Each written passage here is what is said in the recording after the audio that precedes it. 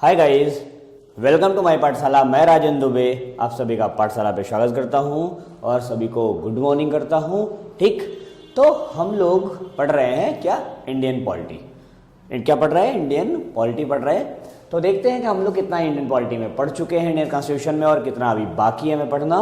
सबसे पहले इस पर डिस्कस करेंगे, उसके बाद अपने लेक्चर को स्टार्ट करेंगे, क्योंकि आज हम लोग दो सेक्शन लेके आए हैं। एक है भारतीय संविधान का भाग 1, जिसमें भारतीय संविधान के भाग 1 में कहां से कहां तक मटेरियल है, आर्टिकल 1 से लेकर के आर्टिकल 4 तक मटेरियल है। अनुच्छेद 1 से लेकर के अनुच्छेद 4 तक हमें डिस्कस करना है। और इसमें क्या दिया गया है? संघ राज्य क्षेत्र के बारे में बताया गया है कि भारत का संघ कैसा है और इसमें कितने राज्य हैं, क्या क्या व्यवस्थाएं हैं, कैसे कैसे कितने राज्य बने, हम लोग इसी टॉपिक पे डिस्कस करते हैं। देखिए, प्राय लगभग एग्जाम में इससे एक सवाल तो बन ही जाता है। अगर 5-7 सवाल हैं पॉलिटी के, तो एक आध सवाल इस पोर्शन से जरूर आता है। ठीक, तो देखते हैं कि संघ राज्य क्षेत्र या भारतीय संविधान के भाग 1 में क्या क्या दिया है। ठीक, पहले हम चारों आर्टिकल पे चर्चा करेंगे कि चारों आर्टिकल में क्या है। तो आर्टिकल 1 पे आते हैं। अनुच्छेद 1 क्या कहता है? आर्टिकल 1 क्या है? अनुच्छेद 1 में बताया गया है कि भारत राज्यों का एक संघ होगा। क्या होगा?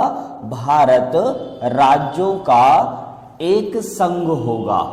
क्या होगा? एक संघ होगा। India shall be nation of union of state. क्या इस असली बात है ये संघ। ठीक, इस संघ के लिए भारत में किस शब्द का प्रयोग किया गया है? यूनियन शब्द का प्रयोग किया गया है। तो यूनियन का मतलब होता है एक ऐसा संघ जिसको अलग नहीं किया जा सकता, जिसको तोड़ा नहीं जा सकता, और इसीलिए हमारी उद्देशिका में अखंडता शब्द भी शामिल किया गया। क्लियर? तो ये यूनियन है, ये किसी भी प्रकार का फेडरेशन नहीं है, ये समझौते से नहीं बना है, बल्कि भारतीय संघ एक विलय का परिणाम है। और इसी अनुच्छेद में लिखा गया है कि भारत राज्यों का एक संघ होगा जिसमें कितने राज्य हैं? 29 राज्य हैं और 7 केंद्र शासित प्रदेश, यूनियन टेरिटरीज। ठीक, तो 29 स्टेट एंड 7 यूनियन टेरिटरीज। क्या लिखा गया है? भारत राज्यों का एक संघ होगा जिसमें 29 राज्य और केंद्र शासित प्रदेश होंगे 7। ठीक, तो पहले ये राज्य 29 नहीं थे। भारत जब स्वतंत्र हुआ तो 29 राज्य नहीं थे इसमें, उस समय मात्र 14 राज्य थे। कितने राज्य थे स्वतंत्रता के समय? मात्र 14 राज्य। अब ये 29 है। तो एक प्रश्न बनता है कि ये 14 से 29 कैसे बने? ठीक, तो इसके विषय में पार्लियामेंट को पावर दिया गया है कि वह नए राज्यों का गठन कर सकती है, और यही बात अनुच्छेद 2 में बताई गई है। कहां? तो आर्टिकल 1 कहता है भारत राज्यों का एक संघ होगा जिसमें इतने राज्य और इतने केंद्र शासित प्रदेश होंगे। और आर्टिकल 2 कहता है, अनुच्छेद 2 जो सबसे ज्यादा इंपॉर्टेंट है इस चैप्टर में, अनुच्छेद 2 कहता है कि नए राज्यों के गठन करने का अधिकार किसके पास होगा? संसद के पास, पार्लियामेंट के पास ये पावर होगा कि वो नए राज्यों का गठन कर सके। क्लियर? तो एक क्वेश्चन यहां से बनता है, ये सबसे ज्यादा इंपॉर्टेंट क्वेश्चन यही है इस सेक्शन का, कि नए राज्यों का गठन करने का अधिकार किसके पास है? तो नए राज्यों का गठन करने का अधिकार किसके पास है? संसद के पास है। तो संसद इसके लिए क्या करेगा? संसद इसके लिए क्या करेगा कि संसद इसके लिए जो करेगा वो अनुच्छेद 3 में बताया गया है कि संसद नए राज्यों की स्थापना या भारतीय संघ में किसी नए राज्य के प्रवेश के लिए क्या करेगा? साधारण संविधान संशोधन। क्या करेगा? साधारण संविधान संशोधन करेगा। साधारण संविधान संशोधन। क्लियर? तो जनरल कॉन्स्टिट्यूशनल अमेंडमेंट करेगा।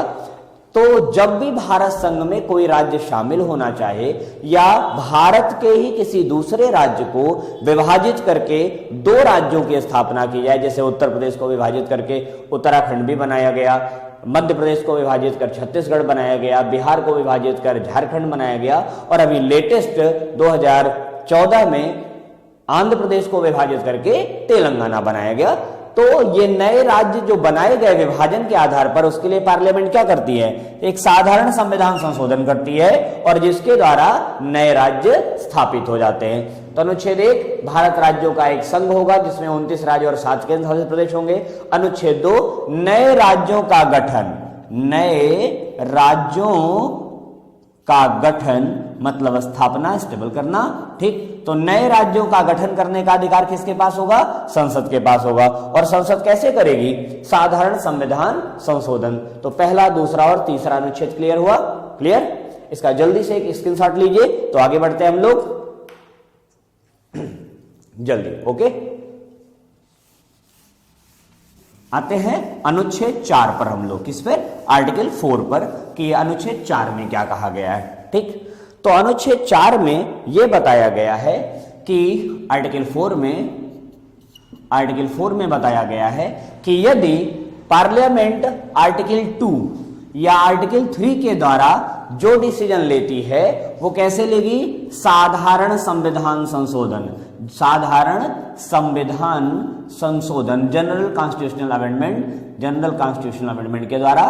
तो साधारण संविधान संशोधन एक सामान्य सा प्रोसेस है। मैंने पहले भी बताया था कि इसी जनरल कॉन्स्टिट्यूशनल अमेंडमेंट के कारण ही भारतीय संविधान को क्या कहा जाता है? फ्लैक्सिबल कहा जाता है, लचीला कहा जाता है। तो जब साधारण संविधान संशोधन होता है तो इसमें संसद के दोनों सदनों, लोकसभा और राज्यसभा के साधारण बहुमत की जरूरत होती है, 1/2+1, ठीक। आधे से एक अधिक उपस्थित और मत देने वाले सदस्यों के आधे से एक अधिक की जरूरत होती है।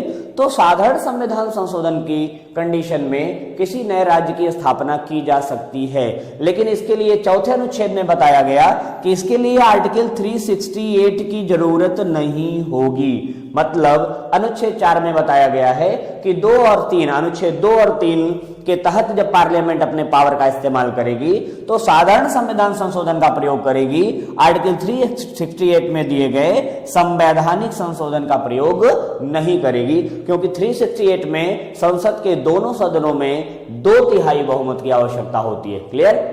और इस मामले को बेसिकली क्लियर किया गया बेरुवाड़ी विवाद में, ठीक। ये बेरुवाड़ी वाद जो है, बेरुवाड़ी मुकदमा 1960 में आया।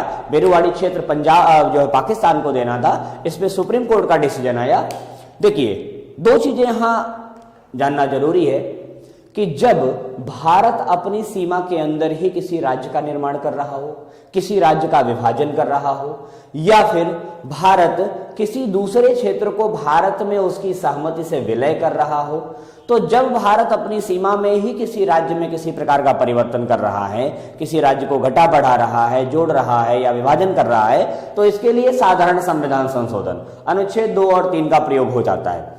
लेकिन यदि भारत अपने संघ से कोई हिस्सा, कोई टुकड़ा किसी अन्य देश को देना चाहे तो उसके लिए साधारण संविधान संशोधन का प्रयोग नहीं किया जाएगा। ऐसा निर्णय 1960 में बेरुवाड़ी वाद में सर्वोच्च न्यायालय ने दिया था, ठीक। 1960 कौन सा?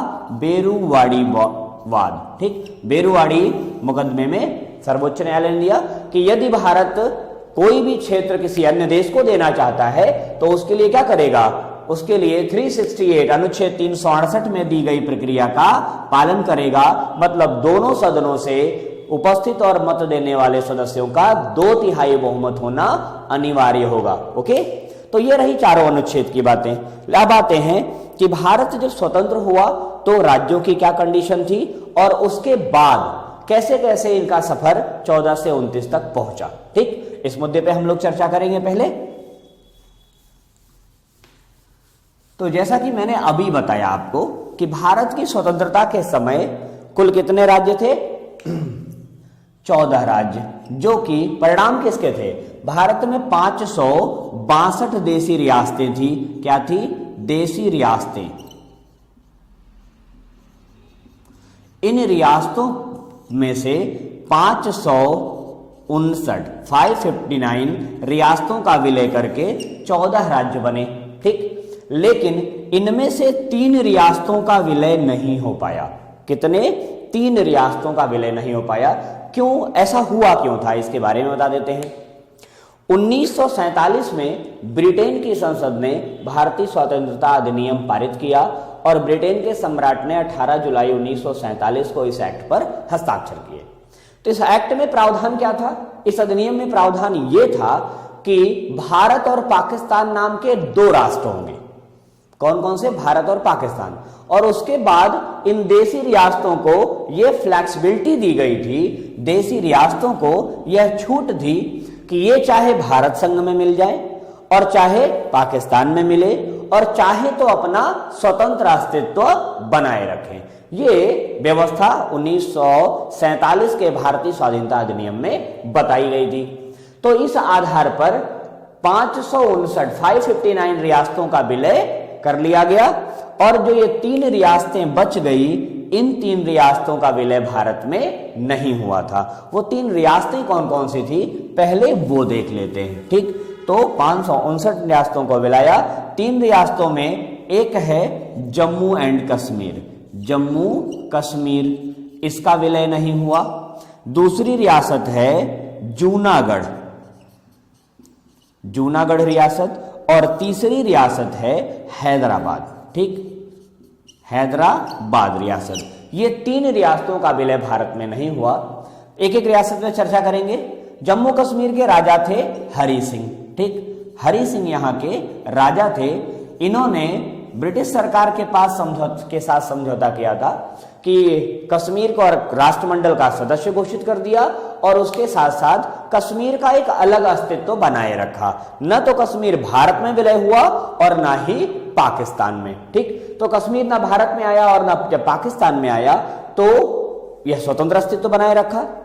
इनके साथ हुआ क्या, इनके ऊपर 1947 में ही पाकिस्तानी काबाइलियों ने कश्मीर पर हमला कर दिया और जब पाकिस्तानी काबाइलियों ने हमला किया तो जम्मू कश्मीर के राजा हरि सिंह भारत सरकार से मदद लेने आए और इनकी मदद इस शर्त पे की गई कि कश्मीर का विलय भारत में किया जाए। और इस आधार पर अक्टूबर 1947, कब, अक्टूबर 1947, अक्टूबर 1947 में कश्मीर का विलय हुआ। कैसे, समझौते के द्वारा। कैसे किया गया, समझौते के द्वारा किया गया। तो एकमात्र राज्य है भारत का जो भारत संघ में समझौते के द्वारा मिला। अब आते हैं हम लोग जूनागढ़ पे। जूनागढ़ वर्तमान समय में कहां है, वर्तमान समय में ये है गुजरात राज्य में। ठीक, गुजरात राज्य की एक छोटी सी रियासत थी। ये पहले पाकिस्तान में विलय करना चाहती थी, लेकिन यहां पर जनसंख्या हिंदू बाहुल्य थी। जूनागढ़ कहां है, गुजरात में है, और ये कहां मिलना चाहते थे, ये पाकिस्तान में मिलना चाहते थे, लेकिन यहां की जनसंख्या हिंदू बाहुल्य थी। यहां पर जनमत संग्रह कराया गया। क्या कराया गया, जनमत संग्रह। ठीक, जनमत संग्रह मतलब पब्लिक के वोट कराए गए, पब्लिक के व्यू लिए गए, पब्लिक व्यू हुआ और पब्लिक व्यू के बाद फरवरी 1948, कब, फरवरी 1948, फरवरी 1948 को इसे भारत संघ में मिला लिया गया। क्लियर। इसके बाद तीसरी रियासत बची हैदराबाद। ठीक, हैदराबाद से आज आप परिचित हैं, यह आंध्र प्रदेश में है इस समय। ठीक, इस समय आंध्र प्रदेश और तेलंगाना दोनों की राजधानी है ज्वाइंट रूप से। ये उस समय इस समय आंध्र प्रदेश में है। तो हैदराबाद की क्या समस्या थी, हैदराबाद की प्रॉब्लम ये थी कि हैदराबाद भी पाकिस्तान में मिलना चाहता था। और यहां दूसरी सबसे बड़ी प्रॉब्लम थी कि यहां उस समय हिंदू मुस्लिम समुदाय में काफी लंबा गैप क्रिएट हुआ था, काफी लंबा अंतर था और मुस्लिम समुदाय यहां आधिक्य थे, मुस्लिम समुदाय के लोग अधिक थे और यहां पर यह अंदेशा था कि अगर जनमत संग्रह कराया गया तो मे भी नेगेटिव वोट पड़े ज्यादा, क्योंकि उस समय का माहौल ही ऐसा था, उस समय भारत विभाजन हुआ था। तो हैदराबाद का विलय किया गया किसके द्वारा, पुलिस कार्यवाही या सशस्त्र कार्यवाही के द्वारा। तो ये पुलिस कार्यवाही के द्वारा मिलाया गया, पुलिस कार्यवाही के द्वारा मिलाया गया। और कब मिलाया गया, ये मिलाया गया सितंबर 1948 में। कब, सितंबर 1948 में। तो मैं तीनों रियासतों को फिर से एक बार अलग करता हूं।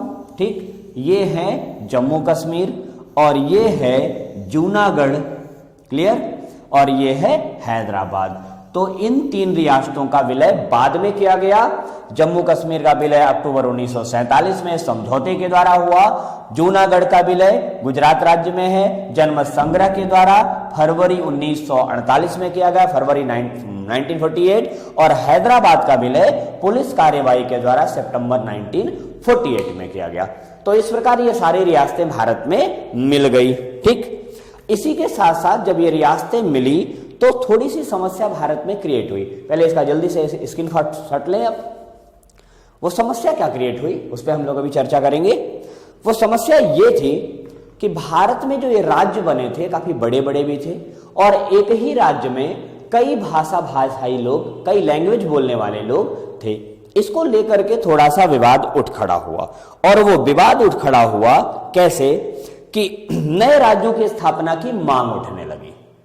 स्वतंत्रता के साथ ही नए राज्यों की स्थापना की जब मांग उठने लगी तो सरकार ने उसके लिए एक कमीशन बनाया, धर आयोग जिसे कहा जाता है। ठीक, जब नए राज्यों की स्थापना की मांग उठने लगी तो 1947 में धर आयोग, ठीक, धर आयोग की रिपोर्ट आई, धर कमीशन। इनका जो है पूरा नाम है एसके धर कहा जाता है। क्या कहा जाता है? एसके धर आयोग का गठन किया गया। इनकी रिपोर्ट आई 1947 में। क्यों? क्योंकि भारत में बहुत से ऐसे राज्य थे जो अपने अलग सेपरेट राज्य की बात कर रहे थे। सेपरेट राज्य इन द सेंस आप कि वो भारत संघ में ही रहना चाह रहे थे, लेकिन वो जिस राज्य के साथ थे उस राज्य के साथ सहमत नहीं थे। जैसे आंध्र प्रदेश उस समय तमिलनाडु का हिस्सा हुआ करता था, तो ये तमिलनाडु के साथ तेलुगु भाषा के आधार पर सहमत नहीं था, इसलिए भाषा के आधार पर नए राज्य बनाने की बात उठने लगी। और भाषा के आधार पर जब नए राज्य की बात उठी तो 1947 में धर आयोग का रिपोर्ट आई कि नहीं, अभी भारत की कंडीशन नए राज्य बनाने की नहीं है। ठीक, इसके बाद एक कमेटी और बनाई गई। वो कमेटी 1948 में बनी और उसमें पंडित जवाहरलाल नेहरू, सरदार वल्लभ भाई पटेल और पट्टाभी सीतारामैया थे। इसीलिए उसको कहा जाता है जेवीपी समिति। क्या कहा जाता है? जेवीपी समिति, जवाहरलाल नेहरू, वल्लभ भाई पटेल और पट्टाभी सीतारामैया समिति। इस कमेटी ने रिपोर्ट दी 1949 में और इन्होंने भी एज लाइक लैंग्वेज, भाषा के आधार पर बेस ऑफ लैंग्वेज जो है नए राज्यों की स्थापना की मांग को डिनाई कर दिया। ठीक, इन धर आयोग ने भी डिनाई कर दिया और जेवीबी कमेटी भी ने डिनाई कर दिया। अब समस्या और बढ़ने लगी। समस्या इतनी बढ़ गई कि 1952 में एक लंबा आमरण अनशन चला। आंध्र प्रदेश के एक जन नेता थे जिनका नाम था पोट्टी श्रीरामुलु। क्या नाम था उनका? पुट्टू श्रीरामुलु। ठीक, तो इनका नाम आता है, रामुलु महोदय के नाम से जाने जाते हैं। रामुलु महोदय ने 1952 में क्या किया? 56 दिनों का आमरण अनशन शुरू कर दिया। मतलब इन्होंने आमरण अनशन शुरू किया, वो 56 दिनों तक चला। कितने दिन तक चला? 56 दिनों तक चला। और पोट्टी श्रीरामुलु महोदय का आमरण अनशन 15 दिसंबर 1952 15 दिसंबर 1952 15 ऑफ दिसंबर 1952 तक चला। ठीक, इनका नाम है पूरा पोट्टी श्री रामुलु। क्या नाम है इनका? पोट्टी श्री रामुलु। तो रामुलु महोदय ने 52 में अनशन शुरू किया। किस लिए अनशन किया? अनशन का इनका उद्देश्य था आंध्र प्रदेश का अलग गठन। आंध्र प्रदेश का अलग गठन आधार क्या था? भाषा। और भाषा कौन सी थी? तेलुगु। ठीक, तो तेलुगु भाषा या भाषा के आधार पर इन्होंने एक अलग राज्य बनाने की मांग रखी थी और वह मांग इनकी मानी नहीं जा रही थी। इसलिए इन्होंने 1952 में 56 दिनों का क्या किया? आमरण अनशन किया। क्या किया? आमरण अनशन प्रारंभ किया। यह अनशन अनलिमिटेड था, मतलब तब तक था कि जब तक राज्य की मांग मान ना ली जाए। ये 56 दिनों तक चला। 56वें दिन 15 दिसंबर 1952 को मिस्टर रामुलु महोदय की मृत्यु हो गई और इसी के बाद तत्काल सरकार एक्शन में आई और सरकार ने नए राज्य की स्थापना की, जो राज्य बना आंध्र प्रदेश। तो आते हैं आंध्र प्रदेश। आंध्र प्रदेश बना कब?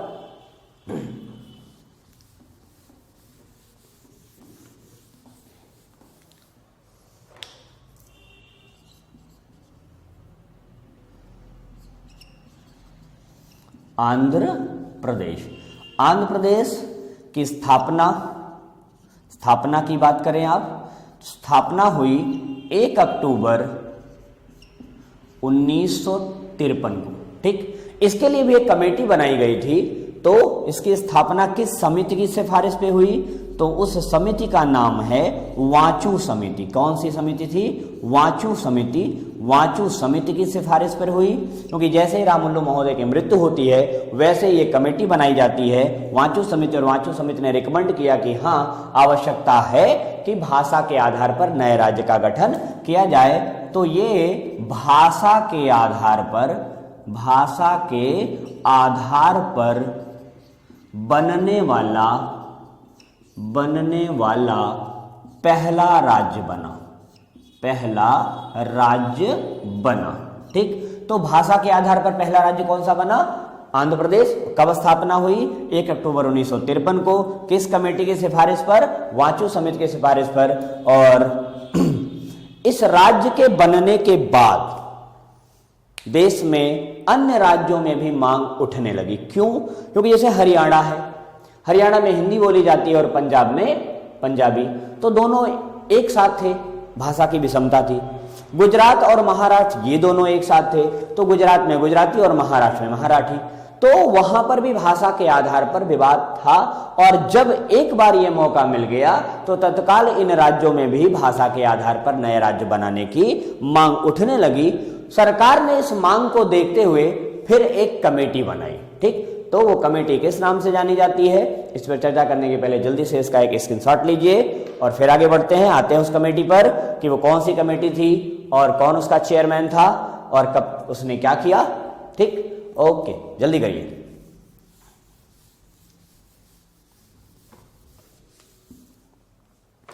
भाषा के आधार पर, ठीक, जब आंध्र प्रदेश राज्य बन गया तो अन्य राज्यों में जब मांग उठी तो 1953 में ही 1953 में सरकार ने कमेटी बनाई। 1953 में फजल अली की अध्यक्षता में जो समिति बनी, उस समिति का नाम है राज्य पुनर्गठन आयोग। क्या नाम है उसका? राज्य पुनर्गठन आयोग नाम है उसका। और इस राज्य पुनर्गठन आयोग ने 1955, कब?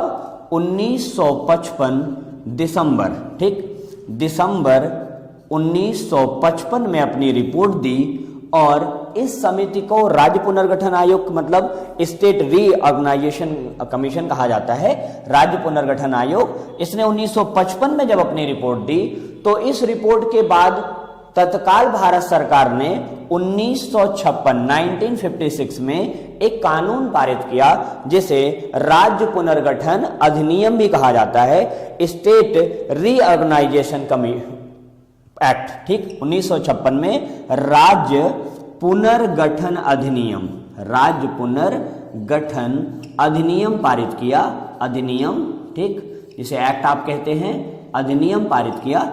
और इस अधिनियम के बाद नए राज्यों की स्थापना का मार्ग खुल गया और नए राज्यों की स्थापना लगातार होती गई। क्लियर? इसे एक बार मैं फिर रिवाइज करता हूं कि 1953 में जब आंध्र प्रदेश राज्य का गठन हुआ तो नए राज्यों की स्थापना की मांग और जोर पकड़ने लगी। तत्काल सरकार ने फजल अली की अध्यक्षता में एक समिति बनाई। इस समिति को क्या नाम दिया गया? राज्य पुनर्गठन आयोग नाम दिया जाता है। इस समिति ने अपनी रिपोर्ट कब पेश की? रिपोर्ट आई इनकी रिपोर्ट आई 19 दिसंबर 1955 में। और इस रिपोर्ट के आधार पर सरकार ने एक कानून पारित किया, एक अधिनियम पारित किया जिसे आप कहते हैं राज्य पुनर्गठन अधिनियम, स्टेट रीऑर्गेनाइजेशन एक्ट कहा जाता है। और इस एक्ट के द्वारा भारत में नए राज्यों का गठन प्रारंभ हुआ। ठीक, तो जो भाषा के आधार पर समस्याएं थी वो खत्म हुई। इसका स्क्रीनशॉट लीजिए, तो इसके आगे हम लोग थोड़ी सी बात करते हैं। ठीक, तो अब भारत में जब नए राज्यों का गठन स्टार्ट हुआ तो तमाम ऐसे राज्य बने, ठीक, जो भाषा के आधार पे थे। जैसे गुजरात आपका हुआ, जैसे आपका क्या बोलते हैं हरियाणा हुआ, तो ये राज्य बनते गए।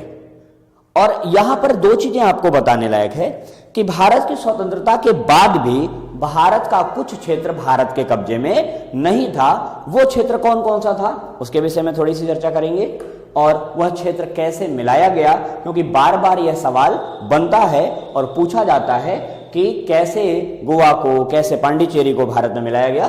ठीक, जल्दी से इसका एक स्क्रीनशॉट लीजिए। ठीक, ओके।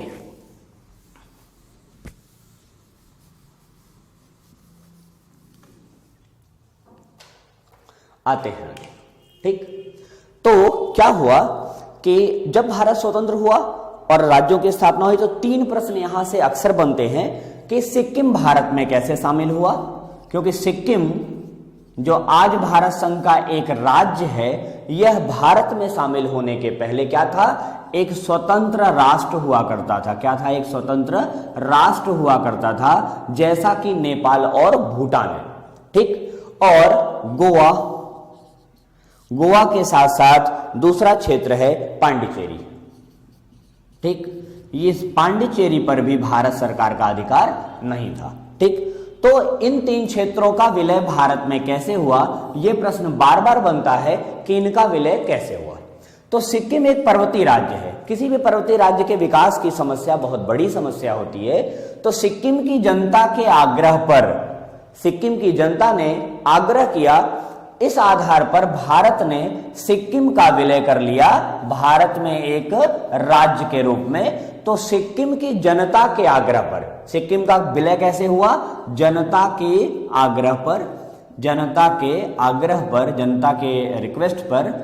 तो ये आग्रह पर विलय किया गया कब? 1975 में, 1975 में सिक्किम भारत संघ का एक राज्य बना। क्या, किस आधार पर? क्योंकि एक स्वतंत्र राष्ट्र था, जनता ने वहां के रिक्वेस्ट किया कि हमें भारतीय संघ में शामिल कर लिया जाए, और भारत सरकार ने 1975 में इन्हें भारतीय संघ में शामिल कर लिया। ठीक, और इसी के साथ साथ आप देखिए ये पांडिचेरी का सिनेरियो। तो पांडिचेरी की क्या स्थिति है? पांडिचेरी के साथ साथ 5 और उपनिवेश थे जिनका विलय 1954 में किया गया। कब किया गया? 1954 में किया गया। और यह पांडिचेरी भारत का एक संघ शासित क्षेत्र के रूप में शामिल हुआ। और इसी के बाद गोवा का विलय भारतीय संघ में 1961 में किया गया। कब? 18 दिसंबर 1961। ये गोवा संघ जो है फ्रांसीसियों के कब्जे में था। इसे भारत सरकार ने सेना की कार्यवाही द्वारा, कैसी? सैन्य कार्यवाही द्वारा या पुलिस कार्यवाही द्वारा भारत में मिलाया, सैन्य या पुलिस कार्यवाही के द्वारा। ठीक, और वर्तमान समय में भारत में इन सारे राज्यों को मिलाने के बाद कितने राज्य बनते हैं? ठीक, यह प्रश्न बन सकता है और बना भी है। तो वर्तमान समय में 29 राज्य हैं, और 29वां राज्य जो अभी हाल ही में बना है, 29वां राज्य कौन सा है? 29वां राज्य बना तेलंगाना। ठीक, तेलंगाना। ये तेलंगाना किस राज्य से अलग हुआ? तेलंगाना अलग हुआ आंध्र प्रदेश से। ठीक, ये आंध्र प्रदेश से अलग हुआ। तो आंध्र प्रदेश से ये अलग हुआ, तो कब अलग हुआ, इसकी डेट भी पूछी जाती है। तो ये अलग हुआ 2 जून 2014 को। तो 2 जून 2014 से भारतीय संघ में कुल 29 राज्य और 7 केंद्र शासित प्रदेश हैं। ओके फ्रेंड्स, यहां पर 2-3 बातें ध्यान देने लायक हैं, इन्हें मैं फिर रिपीट करूंगा। इसमें सबसे ज्यादा पूछा जाने वाला क्वेश्चन है कि नए राज्यों की स्थापना करने का अधिकार किसके पास है? तो भारतीय संविधान के अनुच्छेद 2 के अनुसार किसके पास है? पार्लियामेंट के पास है। ठीक, और दूसरी बात, ये जो फैक्चुअल टाइप के क्वेश्चन है कि आंध्र प्रदेश कब बनाया गया, भाषा के आधार पर पहला राज्य कब बना, तो आंध्र प्रदेश 1953 में बना 1 अक्टूबर, और भाषा के आधार पर बनने वाला पहला राज्य भी वही रहा। ठीक, सिक्किम का विलय कब किया गया? 1975 में किया गया। ठीक, और गोवा भारत में कैसे मिलाया गया, कब मिलाया गया? तो गोवा 1961 में मिलाया गया 18 दिसंबर को, सैन्य कार्यवाही के द्वारा। ठीक, सैन्य कार्यवाही और पुलिस कार्यवाही के द्वारा। पांडिचेरी कब मुक्त कराया गया? पांडिचेरी 1954 में मुक्त कराया गया, और इसके साथ साथ 5 और उपनिवेश जो है मुक्त कराए गए थे। ओके फ्रेंड्स, तो इस लेक्चर को हम लोग यहीं फिनिश करेंगे और इसके बाद कंटिन्यू रखेंगे। इसके बाद दूसरा पार्ट आपका आएगा नागरिकता का। नागरिकता के विषय में हम लोग चर्चा करेंगे। Okay friends, thank you. इसे अगर आपको अच्छा लगे ये लेक्चर तो इसे लाइक करिएगा, शेयर करिएगा, और साथ ही साथ कमेंट जरूर करिएगा। ठीक, मैं कोशिश कर रहा हूं कि आपकी ये लैंग्वेज की समस्या थोड़ी सी खत्म हो। मैं इंग्लिश टर्म का भी प्रयोग कर रहा हूं इस समय, तो कोशिश करिएगा जरूर कि इसमें आप अपने कमेंट्स जरूर लिखें। Okay friends, thank you.